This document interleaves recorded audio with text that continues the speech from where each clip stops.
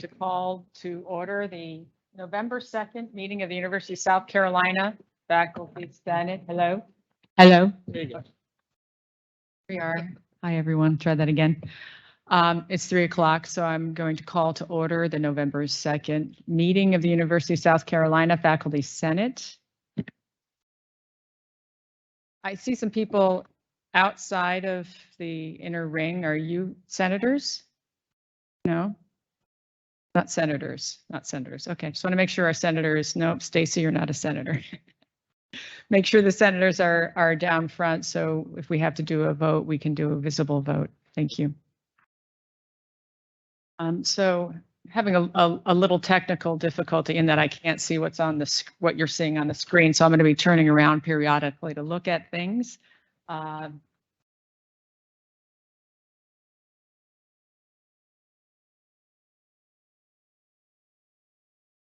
So before we begin the agenda, our parliamentarian has some comments to make. So if you'd like to come up here, right there. They have a live mic for me. This is clarification about speaking before the Faculty Senate. And I'm just going to go ahead and read it because this is what's going to be entered into the minutes, and it makes it clear, or I hope makes it clear for future situations. During the Wednesday, October 5th meeting of the Faculty Senate, the parliamentarian erroneously recommended a procedure to the chair of the Faculty Senate regarding recognition of speakers who are not elected senators. This ruling was based on the standing rules of the Faculty Senate, Rule 9, Visitors, Section 1, page 82 of the Faculty Manual. That states the Senate may by majority vote permit any person to attend and address the Senate during part or all of the Senate meeting. Rule 9, Visitors Section 1 pertains only to individuals that are not members of the university faculty. However, per Article 2, Section 4, page 73 of the bylaws of the Faculty Senate, the University of South Carolina at Columbia, quote, any member of the university faculty may attend Senate meetings and speak on matters before the Senate. However, the question of when the chair can recognize faculty, non-senators, and visitors during a meeting is not made clear in either the bylaws or the standing rules of the Senate. When there is a question or motion before the Senate, the chair should follow the following guidelines for preference and recognition of speakers. First, the chair holds the power to recognize who will speak. Second, individuals recognized should introduce themselves clearly and include their names, the department they represent, and whether they are speaking for or against the question before the Senate. The chair then will grant permission to speak. Second, the senator introducing the question or motion has the first access to the floor, after which debate should proceed alternating between elected senators advocating against or for the question or motion. Individuals that have already spoken once on a motion must yield to a senator that has not yet spoken. Members are reminded that they may only speak twice during the debate of a question or motion and that they are limited to 10 minutes each time. After all elected faculty senators have had a chance to speak to a question or motion, the chair may recognize members of the university faculty that may want to speak to the question or motion. Once all members of the university's faculty have had the opportunity to speak, any visitor may be given permission to address the Senate following Rule 9, Visitors Section 1 of the Standing Rules of the Faculty Senate, University of South Carolina, Columbia, page 82. References, if you want to check up on me, is Robert's Rules of Order, Section 3, paragraphs 30 to 35, entitled Obtaining and Assigning the Floor, and Robert's Rules of Order, Section 42, paragraphs 2 through 17, rules governing assignment of the floor. Is there any questions? Yes.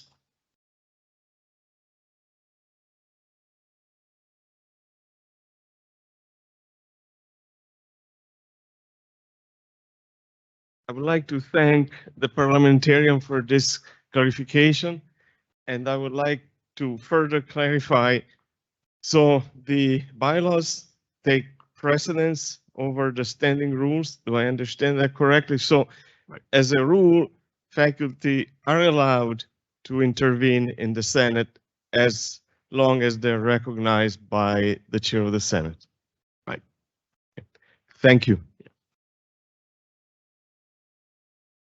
To clarify, going back to point one, it is the chair's responsibility to recognize who can speak. I would say if the debate if it is a complicated debate, then we would want to maintain as much order as possible, and the preference should first be given to elected senators. But that should not, that's up to the chair to make that call. But the way the manual is set up, it does set up this three-tiered preference as to who can speak in debate. And and I apologize for the mistake I made. Usually it's just a two-tiered. It's an individual it's the members of the body and those who are not members of the body. But we have a three-tier system here. Apples Tavakkoli with College of Nursing. I was wondering if you can clarify about the time. You mentioned 10 minutes. What was that for again? And on a question that's on a motion or question that's before the floor, each individual has the right to speak twice. And each time the limit is 10 minutes. The Senate has not set any limit to debate. If you feel that you're going to be here or you have a full agenda, you may consider changing the limit consider changing that. And I would do that before the meeting or have somebody do that before the meeting, but we have not run into the problem yet. And I'm not going to challenge anybody to do 2 10-minute speeches either, but y'all have been very good about that. Thanks.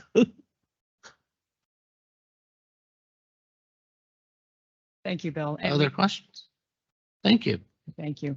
So we did that before the approval of the minutes because we wanted to make sure we were clear on the debate, just in case we wanted to debate the minutes. So the next item on the agenda is the approval of the minutes, corrections and approvals of the minutes. Are there any comments? All right, here. So moved. All right. Hearing no objection, I'm going to accept the minutes as is. Thank you. All right, so we're ready for the reports of the officers. We'll start with President Emeritus.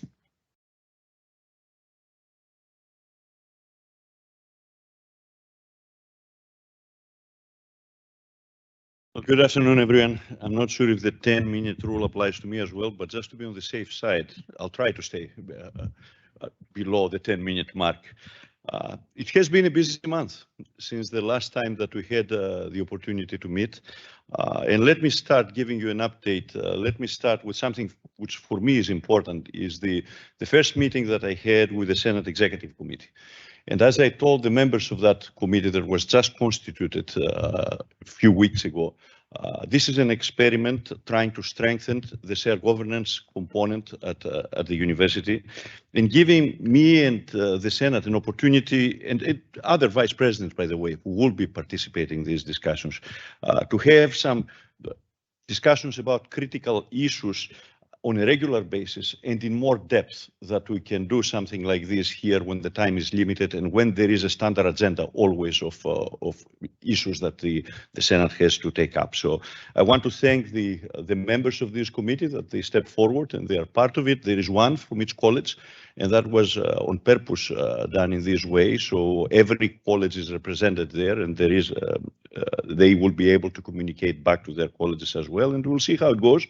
And I would strongly recommend that you ask the chair of this committee also to come back and report to the Senate from the perspective of the committee as well. We also had a couple of very visible and very celebratory occasions in the last month.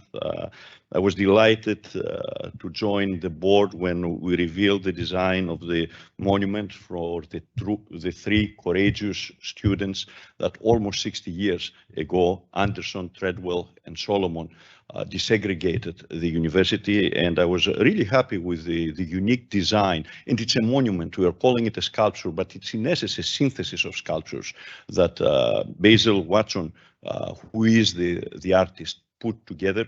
And I think it will be a key point on our campus that people will go take a look, take pictures with. And as I told the board, the history will always remember these three individuals. What we are doing by providing this monument is making sure that the students also know about them for many generations to come. Just a few days later, we announced the Boeing-funded Claiborne Chair in the area of public service. And it's important that this chair is also directly connected with the Center for Civil Rights History and Research through the director and the owner of the chair. And I know the provost will give you more detail about the chair, but it strengthens our position to be one of the most the strongest universities in terms of research in this area, in the civil rights movement that took place. Significant parts of this took place here in South Carolina. And speaking to Congressman Claiborne, he has repeatedly made the point to me that despite the history of this state and the engagement of the Black community in the civil rights movement, we haven't gotten the recognition and we haven't told the stories of these people, and that's exactly what we're trying to do with the center and with the chair. Speaking of history, we also have, in the last couple of days, sent a message to the new Dean of Libraries, letting him know that we are approving the hiring of a public historian for the university. This was one of the key recommendations of the History Commission implementation group. And I think that bringing a public historian into the universities for many reasons, it is important and it will be very welcome by both faculty and students. I had a very busy weekend last weekend with homecoming. In fact, the end of the week was amazing, having thousands of people actually coming back to Columbia or from different parts of Columbia coming to the campus, the strongest advocates that we have, our own graduates, and confirming the support that we have among our graduates for this university. Just if you keep any track on Friday, I had 7 different engagements in which I had to go, expected to make remarks for 10 or 15 minutes to very different groups with different substances. And I was wondering, how can I use something that I just said? And the answer was not necessarily always the same. Meeting with a number of boards of colleges, advisory boards of colleges. It was a great pleasure to advertise your success as well as the success of the students, because that's what they care about. They care to know how are the students doing and how are the faculty doing. All the rest of the administrative issues for them is kind of noise. Tell us what's happening at the university in terms of the faculty and the students. And I'm also humbled by their stories. When you start and sitting down and you start listening to the stories and how their lives have been really changed based on the experience that they had here and the credentials that they got here, from the class of 1972, which was back this year because of 50-year anniversary of their graduation, to the most recent alumni that they have been away for 3 or 4 years and they're back because they want to go back to a football game that they enjoyed and see the campus again. All of these, it's a very interesting group to hear their perspectives. A characteristic of the two, for example, were the 2 Pulitzer Prize winners this year. Both of them graduates of CIC, the College of Information and Communication, one from the 80s, the mid 80s, and the other from 2012, so 27 years apart, right? And yet exactly the same passion for what they are doing as professionals, the same type of love for the university, and the same professional excellence that they have shown for both of them to be recognized with a Pulitzer Prize the same year. And it's the same pride for me seeing these graduates as well as so many others that they have done well. We also celebrated a couple of weeks ago the 50-year anniversary of University 101. I know that all of you know about University 101, unless you just started here this year, but I didn't know that it was 50 years, quite frankly. So it has been around for quite some time. It was established in 1972, and it's changed the national approach to how we treat freshmen. I was asked in talking about the first year experience in University 101 in Sumter, actually, at the Rotary Club. There I was asked by an individual, no, I'm sorry, it was not Sumter, Flon. I have spoken to so many Rotary Clubs, I didn't know that there are that many in the States. It was Florence. And one of the members said, what is the first year experience? And what is University 101? And why is it important? And the best example that I could think of that at the time, and I gave him, was that, you know, when this happened 50 years ago, freshmen would come in convocation, and a dean or a president or some other, official of the university would tell them, look to the right, look to the left. One out of the three of you will actually make it and graduate. And what University 101 said was, look to the right, look to the left, work together, and all three of you will be able to make it. That was the idea. Create a cohort, create a common experience for them, and assist in graduation rates. And for those of you who may not know how important this is, I can tell you, after living outside of South Carolina for 7 years in academia and hearing what the student affairs professionals are saying about the first year experience, I can tell you that it's nationally and internationally recognized. In fact, today, 75% of all universities in this country are using what is known outside of South Carolina as the South Carolina model. And that's University 101, and we were the first to put it together. So it's wonderful to have this legacy, and it's a challenge. And it's a challenge to you, to the Senate as well, and to the faculty, to figure out what will be remembered 50 years from now from what you have done today, and what have we done today collectively in terms of the education of the students. I'm not going to be here in 2072. I suspect that all of you will not be here in 2072 unless you are a very, very early assistant professor in this program. But what will happen at that time? Will it have the impact that they had 50 years ago? And how can we achieve this in terms of the education that we provide, the expectations that we have for our students, and something that covers the entire student population, as University 101 did. And by the way, just a few days before homecoming, it was the right time also to come out and change the name, or actually the logo that we are using, getting rid of the off.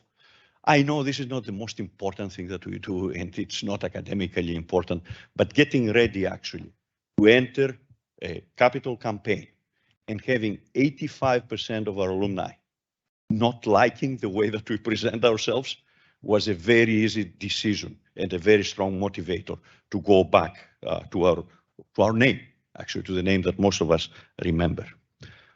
I want also to close with a couple of operational aspects. We are creating a small office of organizational excellence and effectiveness. Stacy Bradley, who was in student affairs for a number of years, she was interim vice president for development during the last 8-9 months, is going to lead this group of 4 to 5 people. And the idea there is to look at how we operate our services, what we do centrally in terms of all the services that we provide to the different colleges, whether it's HR, procurement, you name it. I mean, there's so many of them. And also what is happening across the university within the academic units as well, and see how we can improve the services that we provide and the effectiveness that we have. You heard me before talking about a user-friendly university. They have the charge to look at different areas, work with these areas, by the way. This is not the police that shows up and says, okay, you're going to do this. How can we help is the attitude that they have, and see how we can really become a more user-friendly organization to us, who use the organization every day, but also to our students and to our parents. And the last thing that I wanted to close with, two things, right? One is we had the mental health summit because there was a mental health week during October, getting together with the students, together with student governance, and talking about resources. And as all of you know, this is a national crisis. This is not a crisis that is only here or in parts of the country. It's a national crisis, and I would dare say that it's an international crisis that has been exaggerated by the isolation and the problems that we have during COVID. So the first attempt right now, while we're trying to increase resources to support the students that they have problems, and trust me, we're not the only ones who are doing this, and it's extremely difficult to even hire providers.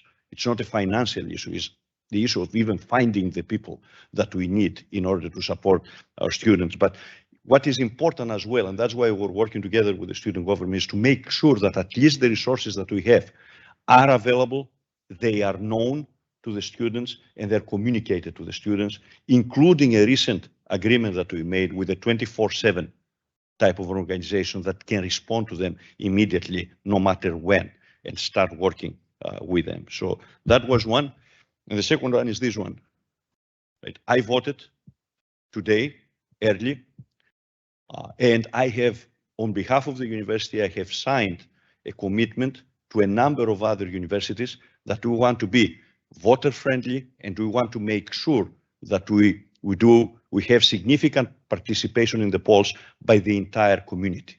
It is kind of late this year to achieve much. I didn't know that we were not part of this organization. We will work very closely with student affairs, but one of the goals that I have is to make sure that we have an early voting station on campus, because there is so much activity around these voting stations in other states. We had it in Chicago, in Illinois, and the lines and the number of students that they wanted to vote were very long. Now, I don't know, I'm speaking off the top of my head, I don't know how easy or difficult this is going to be in South Carolina, and who do we have to deal with and how to do it. But that's a goal that I think we will need the help of the faculty as well, advocating for it at the same time that we go out as an administration and say that we want to facilitate voting in our community, and we need to have an early voting station on campus as well. There's only one, I believe, or two in Columbia. I was one of them earlier today, and it takes some time to do that, and especially during the day that students have classes, and we want to encourage them and give them the opportunity to do it here. I'll be happy to answer your questions. That was my report. 14 minutes. I exceeded the 10-minute limit. All right, good. I'm in good shape. Abbas Tawakoli with College of Nursing. I was wondering about branding name change from U of SC. I never got to that. I mean, I'm glad we are back to USC. What is the time frame to change all the sign, or?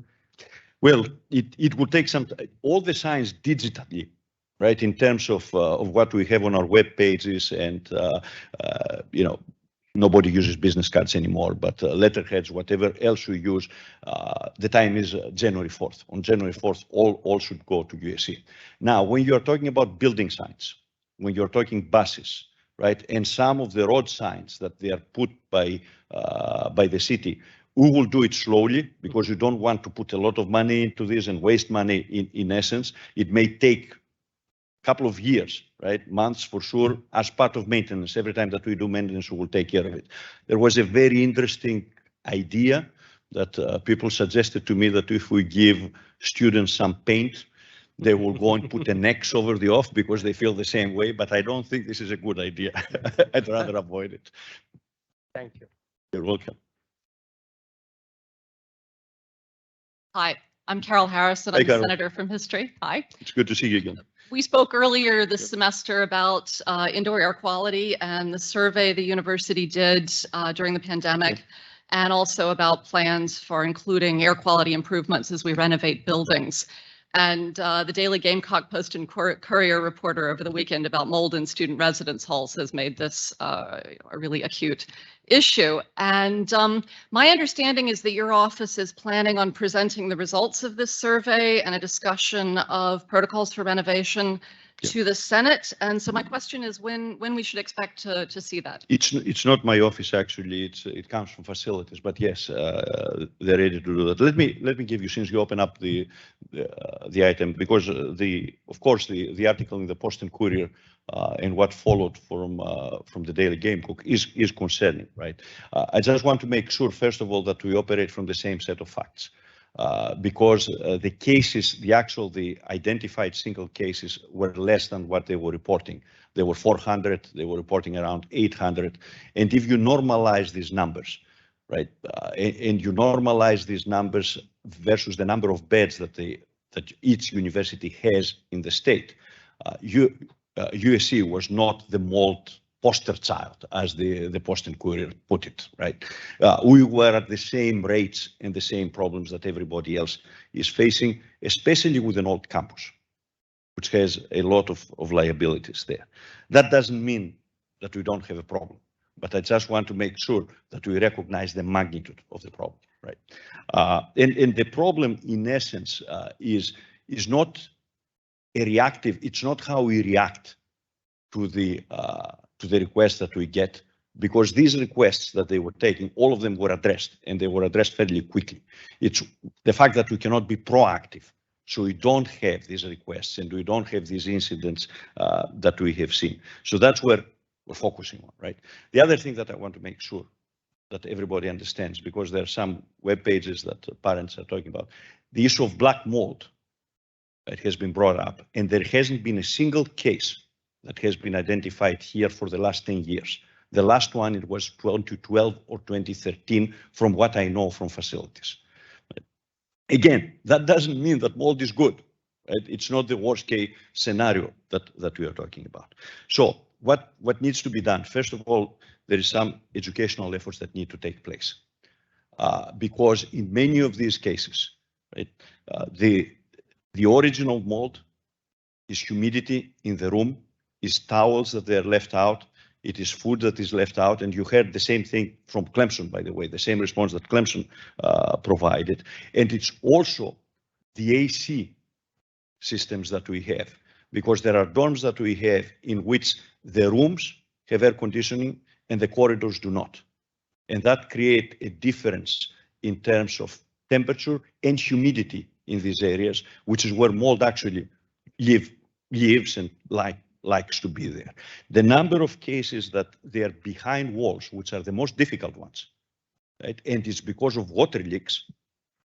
They are small. They exist because of the age of the buildings that we have, but they're a smaller percentage, much smaller percentage of the ones that we can prevent.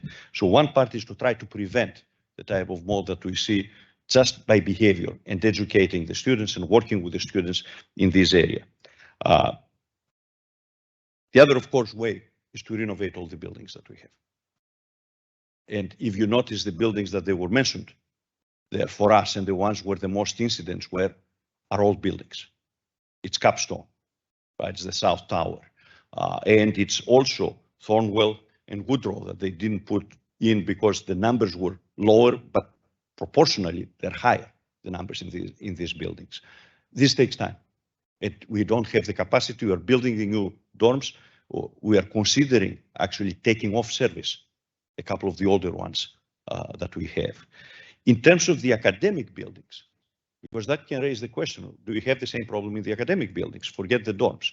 The incidents there are very, very much lower because there are not the conditions that we see in some of the dorms in terms of, humidity, bathrooms, the type of areas that you will see it. And that's where it goes down, the quality air as well. I have the numbers. We have approximately 3,000 HVAC systems across the campus, 120, 125 buildings actually that we use. Regularly they're reviewed, and any time that we see a problem with the HVAC system, it is actually repaired. And all of this will be in a report that we will provide. And if mold, by the way, is identified in any of the buildings, immediately environmental health and safety comes in especially for the academic buildings, which is workspace for a number of people, as well as in the dorms. So we'll submit this. I'll make sure that facilities submit this to the Senate.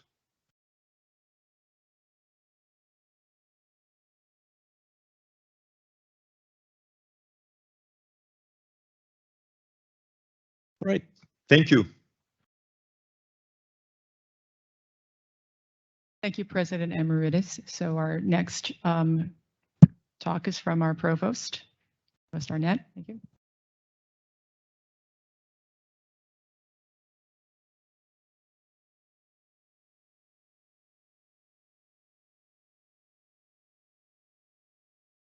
Well, thank you again for having me again this month. So it was just 2 months ago that we were at a provost retreat after my first month on the job. And it's hard to believe that it's just been 2 months since then, because so much has been happening across campus. So I want to bring you up to date on some of those things from an administrative standpoint. So first of all, as we've talked about in past meetings, we have now, through the VPR's office, my office, and the president, launched the Research Institute's funding program so that RFP is out for you to submit a first application that will be reviewed, and then 10 will be selected to move forward into a second phase. We have the Excel grants, and then the Bridge to Faculty program is progressing and taking shape. We had a stand-up call for the provost office this Monday. How many people are attending from the Faculty Senate, the stand-up calls for the provost? How many have heard about the stand-up calls from the provost, from your chair? All right, so the purpose of those stand-up calls is to cascade information down from the provost area directly to department chairs, deans, associate deans, center directors, so that you get information directly that will affect your job. And then your chairs, directors are supposed to cascade that information down to you. So if you're not hearing from them, please bug them, because it's a great, from my perspective, one of the ways we can get communication for important things like the Bridge to Faculty program directly down to you. On December 11th, we're having our 2 state legislative lobbyists come and speak at the provost stand-up call to talk about legislative priorities that we expect for the spring semester to affect faculty. So you will want your chairs to attend that one. All right, so great things are happening. So one of the things I'm doing in my provost stand-up calls is demonstrating some of the things that I'm hearing on my listening tours that we hear about academic excellence. So every meeting, I highlight one academic excellence highlight. So 2 meetings ago, we talked about the FIRE grant. For those of you who may not have heard about that, the College of Nursing and College of Public Health together got an incredibly competitive first award. They named it FIRE. They will be hiring 10 underrepresented minority faculty members in those 2 colleges over the course of this 5-year period. And it's just such a testament to our strength as a university, because they were so highly competitive. And that other SEC school I used to be, I didn't get one. So I'm very happy that we beat University of Kentucky out. That was supposed to be funny. It's okay to beat other universities. Last week, I talked about things I learned at the Darla Moore. So, I'm doing my listening tours. I spent 8 hours last 2 weeks ago at Darla Moore. I didn't realize what an incredible research, productive faculty exists in the Darla Moore School, but they were very helpful in helping me understand just how impactful their research is and how highly regarded they are. For instance, Audrey's department, HR, they are the top ranked research productive department in the country. So that's just one example. So I love getting these academic stories because when I'm out selling USC to other people and Michelle, who is our new VP for development, is out trying to raise money, it's great to have these stories, but there's so many places for us to feel pride in here for USC, and I want us to know them and I want to share them with you. Michael's already mentioned, President's already mentioned that we had 2 Pulitzer Prize winning alumni speak at the Buckhout Family Lecture last week. We also had a world-renowned cellist, Zulu Bailey, play at the Koger Center last week.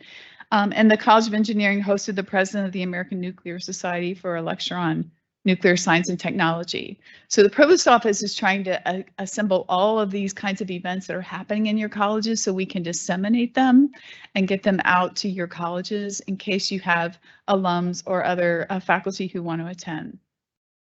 The president's also mentioned the major announcement from one of our colleagues and Boeing and Congressman Jim Clyburn. So just to tell you a little bit about that, they provided us with a $1.5 million gift to establish the James E. and Emily E. Clyburn Endowed Chair of Public Service and Civic Engagement Fund.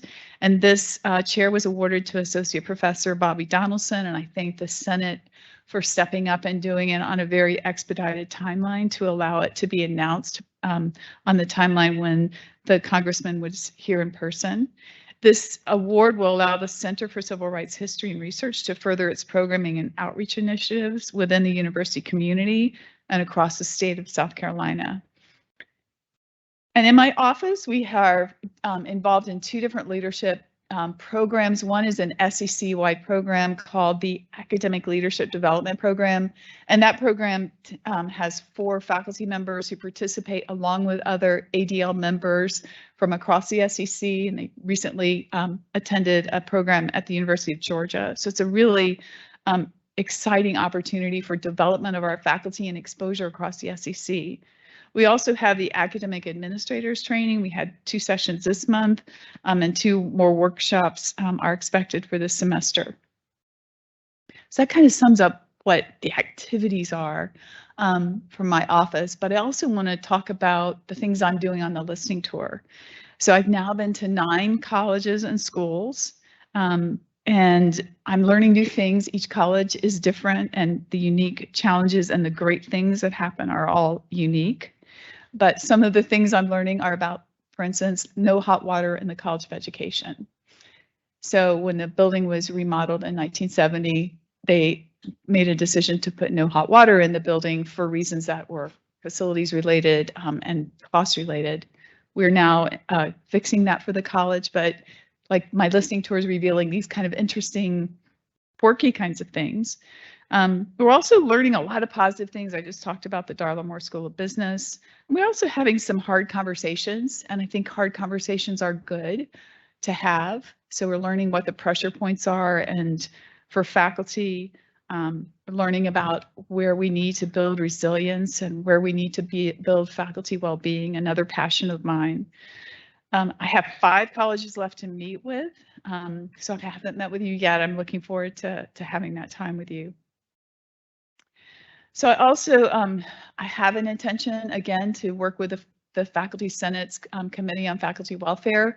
I haven't had that chance yet to start meeting with the committee, but it is still on my radar. I haven't forgotten it. So in case you wondered why I haven't met with you, it's just a scheduling issue.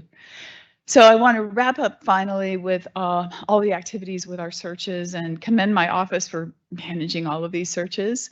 I don't know if Dave Banush is here today, but our new Dean of Libraries started this past Monday.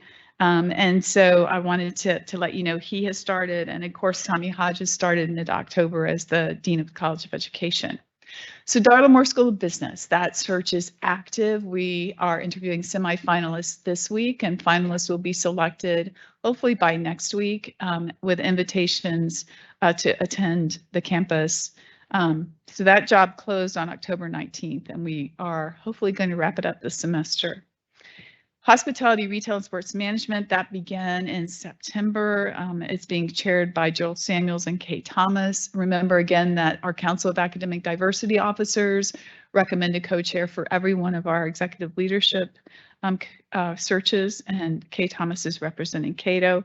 So we're finalizing that leadership attributes this week, and that will go live.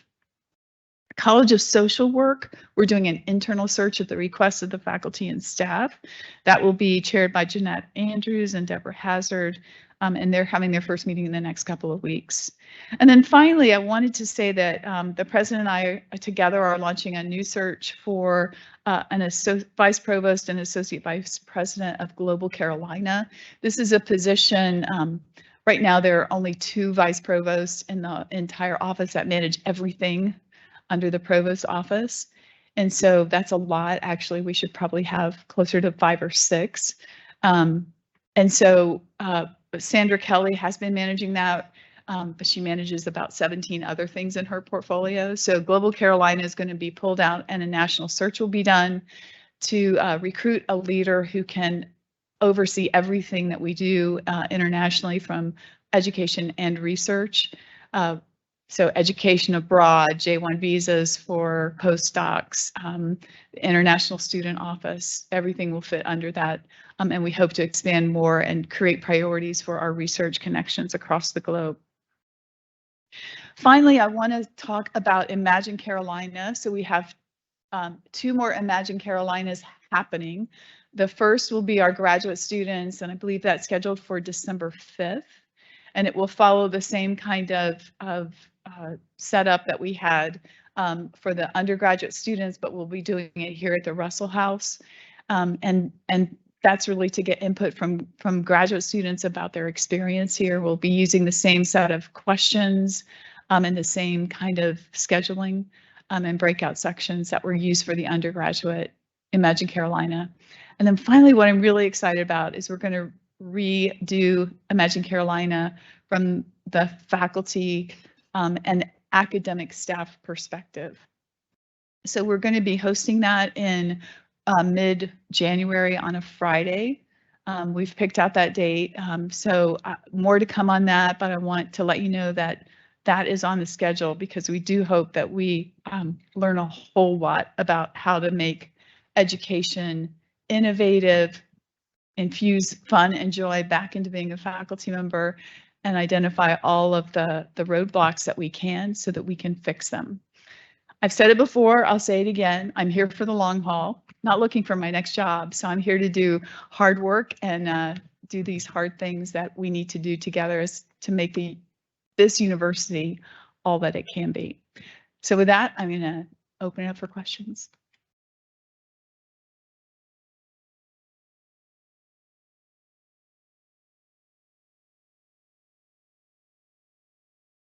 Am I still in the honeymoon? But Michael got 2 questions. I know he is the president, right? Thank you, guys. Thank you, Provost Arnett.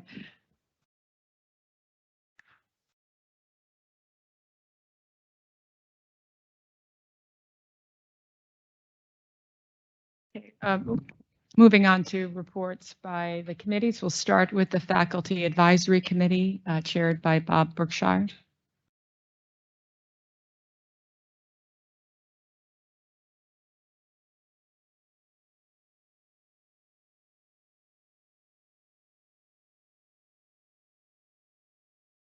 Good afternoon.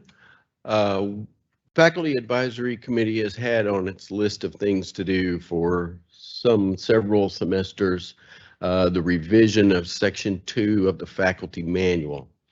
And we are trying to figure out a good method of doing that so that we don't bring a huge mass of information to the Faculty Senate for approval all at one time. So we're going to do it in phases, or we're proposing to do it in phases. And the first phase is to reorganize Section 2. And we're going to divide it into subsections. The first subsection having to do with all faculty members. The second subsection on tenured and tenure track faculty members. the third section on professional track faculty. And then we're still negotiating how many additional sections we're going to need to keep up with all the other items that are in section 2.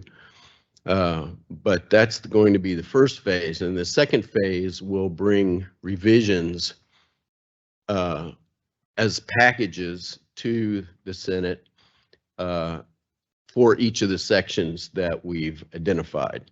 And that way we don't have to try to revise the whole thing at once. We can do it in chunks, and we think that'll be a lot more manageable. And we foresee that this process will probably take the rest of the academic year, but we are going to prioritize the changes that we see as most needed. So we may not do them in order. We'll do them according to importance. To further this process, we're going to have an open house or a town hall type meeting scheduled where we'll solicit your input on the reorganization phase of the amendments to section 2. And then as we go through the different sections, we'll have town halls on each of those as well. But we want to make sure that everybody has an opportunity to reflect and give us their opinion on what kinds of changes need to be made to section 2. So, Audrey, you have anything you want to add as a member of the committee? No. All right. So we'll work with the provost's office to schedule that town hall meeting sometime before the end of this semester, and we'll let you know when that, we'll let them advertise it for us so everybody will get the word. So thank you very much. Thank you, Bob. And you may understand now that this is a very important section of the faculty manual for us, right? It's about our evaluation, our tenure and promotion. So we want to make sure that we have a high degree of participation, frequent feedback from you and your constituents to make sure that we make those revisions properly. So moving on, our next report is from Courses and Curricula, chaired by Bill Hawk. Where are you? Oh, there you are.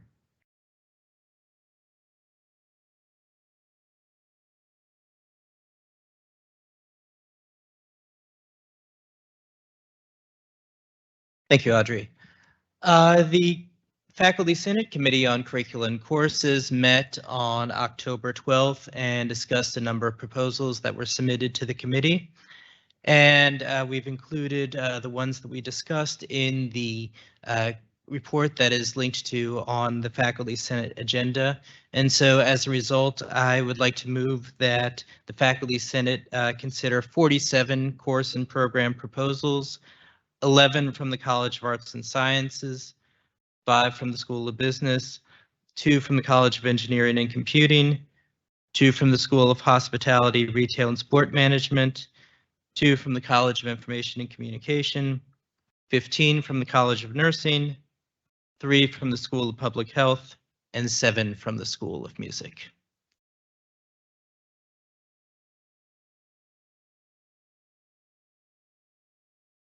Since this is coming from a standing committee, we don't need a motion, so the floor is open for discussion.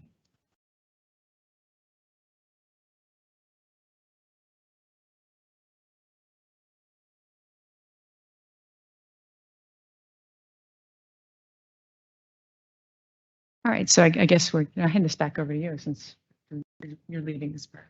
Okay, I guess so. All right. If there is no discussion, I'd like to move that we vote on these proposals.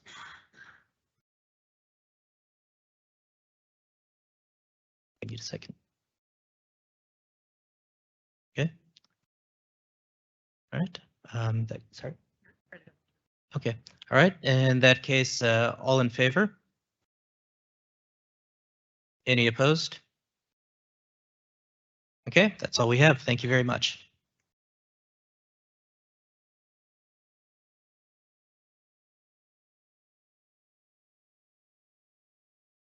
Next item is a report from the secretary.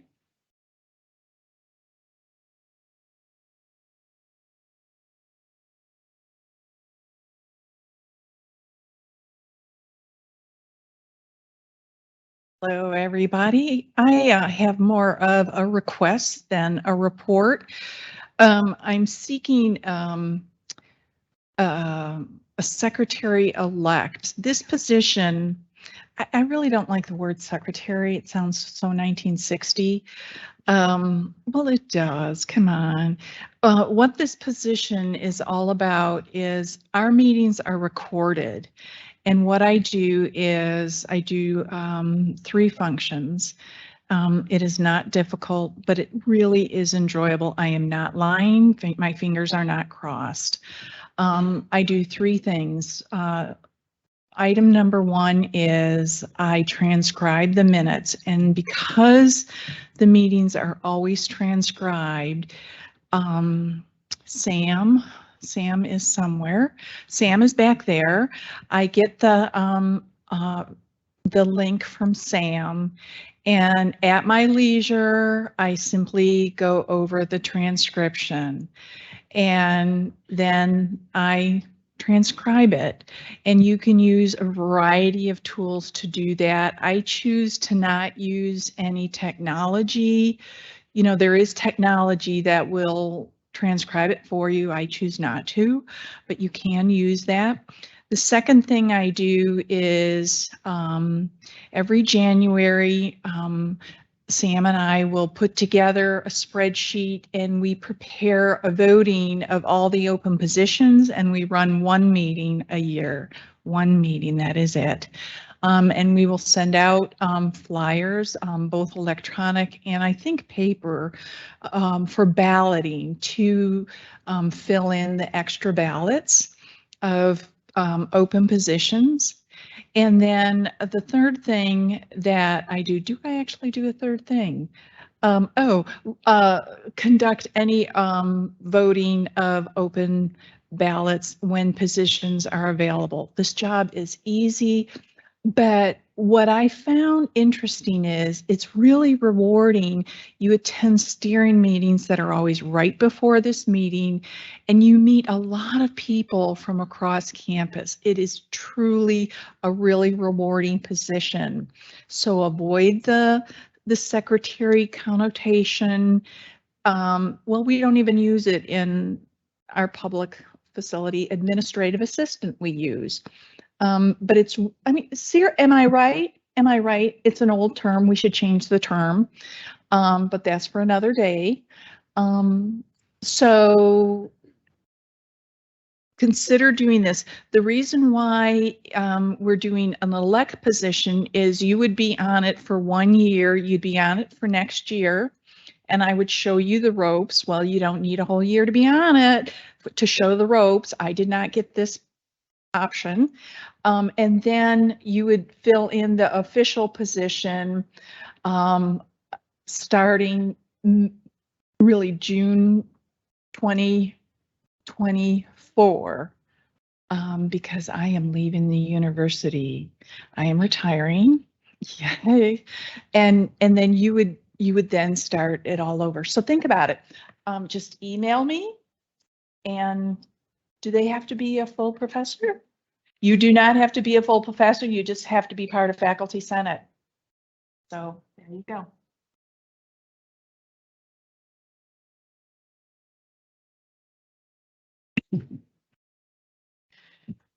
It's a vital position, and it does give you access to a lot of special committees, including the Executive Senate Committee. So think about that. You have a long runway, and that elect year is a light year. It's more of a shadowing year. So do think about stepping up to serve in that way. All right. So next up is me. So my report's pretty brief today. The first item I wanted to talk about is the debacle of holding the last Faculty Senate meeting on Yom Kippur. So since then, we've looked at our standing rules, which do say we're supposed to meet on the first Wednesday of the month. And so we've made a modest revision to that, which basically says in the event that the Wednesday falls on a work-restricted religious holiday, that we will schedule the Faculty Senate meeting for the first Tuesday of the month. And we chose Tuesday because some of the holidays that are work-restricted start on a Wednesday and continue. So it's kind of difficult to schedule it after the fact. So we're going to just choose that Tuesday, and hopefully you'll know that well in advance, because this is something we'll do when we plan out and schedule the meetings in the year to come. And so the process for getting this change made is to vote it through the steering committee, which we did today, and then to have the Senate vote on it, which we're not going to do today because it has to be in the agenda. So it'll be in next month's agenda. It's a very minor change, but it's a critical one. It happens that we are coming up against another work-restricted holiday in this academic year, and that's April 4th, I think, which is that right? 5th, sorry, April 5th. Which is the first Wednesday of April. So we have a Faculty Senate meeting scheduled that day, but it's also the first day of Passover. It doesn't start till sundown, but I think in the interest of ease, that we're going to move that particular Senate meeting to Tuesday the 4th. So as it provided this thing gets passed next month, we're going to reschedule that April meeting. And then going forward, of course, we'll look at that. And by the way, to determine these holidays, we consulted a calendar that I wasn't aware of, and many of you may not be aware of. It's an interfaith calendar that lists all of the religious holidays and the implications of those holidays. There are actually rather few holidays that are work restricted. And on those days, it recommends that we do not hold any major academic events or activities. And I just want to point that out to you, because that is something we should be considering on many fronts, including our classes, our departmental or college meetings, et cetera. So I will provide that link to you. We'll put it into the minutes for this meeting, and I encourage you to review that when you're making your syllabi, making plans at your departments and colleges. The second item is about the Carolina Core. You'll remember last year the Committee on Instructional Development spent quite a bit of time designing a process for the review and potential revision of the Carolina Core. And that was completed at the end of last year, and we haven't started it yet. And that was deliberate on my part because we had new leadership coming in. So we've now had a chance to share that report with the president and provost, and we're ready to move forward on that first phase of the review. So I've been working with Leslie Lovelace, who's one of the members of INDEV who crafted that, and with Provost Kelly on more precisely scoping this first phase. But in essence, what we're hoping to see happen between now and the end of the year is this committee getting constructed. If you remember, it's a representative committee, and then getting them tasked to essentially do kind of a gap analysis, look at best practices, look at what our goals and expectations and criteria are for an effective core education, and look at what we're doing currently, the status of our core, and what some of the pain points are on that. So hopefully what they can produce from that is a set of findings about where there are areas of improvement and directions we can go in. Second phase of that would start next year, which would be to actually make those changes, propose those changes, which should then come to the faculty for approval. So just want to let you know that that's going to be starting very soon. If you may recall, the election of representatives to this first committee will occur locally. So I'll be reaching out to you, to your associate deans probably to get that election going, but you as senators, you want to make sure that that happens in your units. So more information on that will be forthcoming in the next week or so, and would deeply appreciate it if you could get your representatives elected before the end of this academic year. And that's all I have to report. Any questions?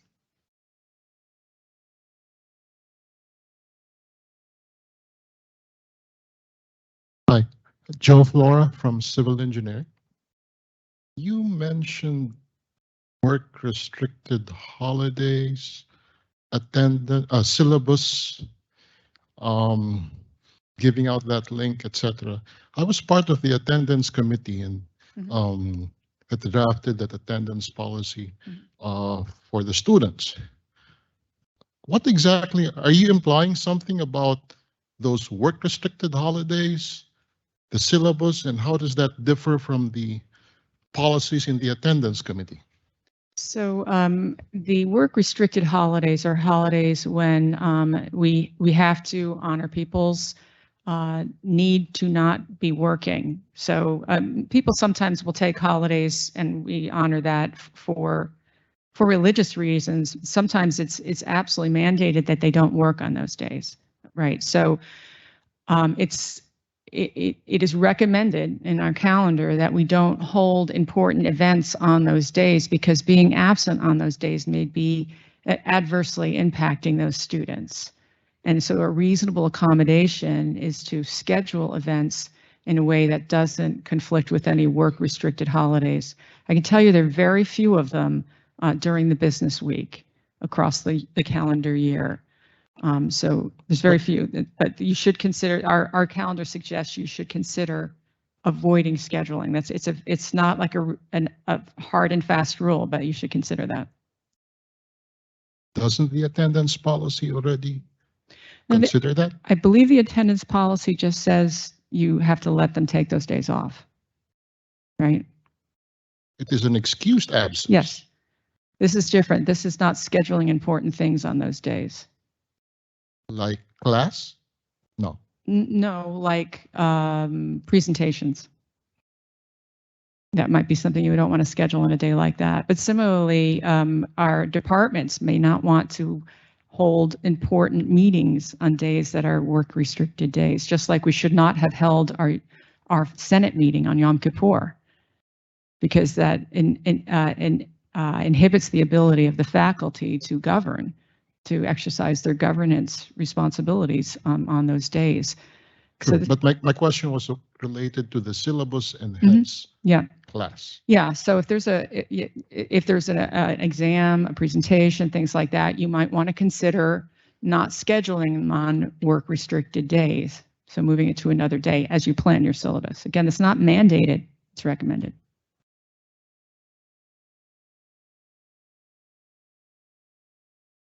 I'm Brett Altschul, Physics of Astronomy. I'm just curious why you would be canceling or moving the faculty meeting on a day that is not a work-restricted holiday, i.e. April 5th. That's the fast of the firstborn, but it's not a work-restricted holiday for Jews. It's not until sundown. Not until sundown, yeah. Well, we were erring in the side of being very considerate. Do you object to moving it to Tuesday? In as much as I don't think it's a great idea to move it around for things that are not actually, as you said, work-restricted holidays. That's all. Duly noted. We have another month to consider that because we don't actually have this policy in place yet.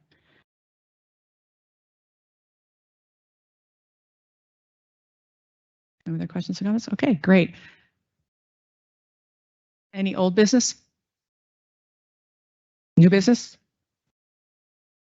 Good of the order? Can I hear a call to adjourn? Second? All in favor? Thank you very much.